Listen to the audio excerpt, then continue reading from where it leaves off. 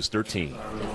The Senate Judiciary Committee is weighing testimony about courts being allowed to temporarily seize weapons from certain individuals.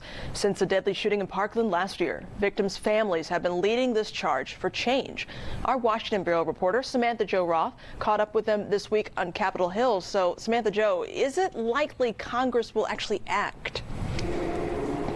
Well, Sharon, it was a rare congressional hearing on guns.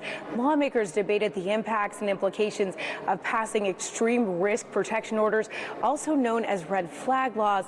Now, the parents I spoke with say having these hearings itself is a sign of progress.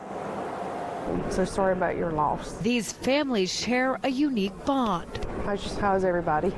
We're doing one day at a time. I know. Their children were killed in Parkland a little more than a year ago. He was such a simple kid. He never wanted much. Gina Hoyer lost her 15-year-old son.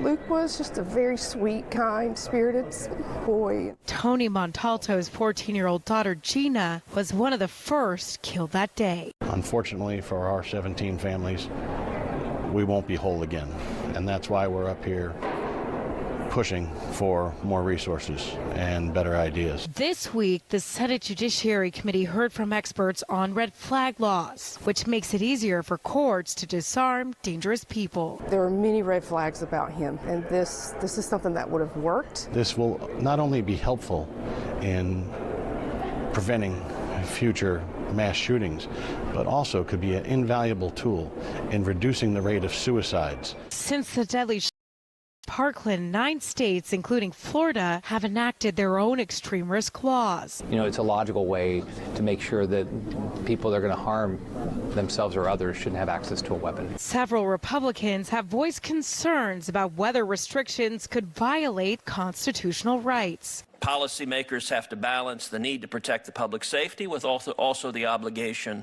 to protect constitutional rights and to protect civil rights. The hearing comes days after 3 separate suicides in Parkland and Newtown. We're not giving up. And as these parents continue to fight for change, they're also sending a message to their community. It's important to remember that there's help available, that hope is still available. You can't always change what happens in your life, but you can surely control how you handle it and how you help other people get through it too.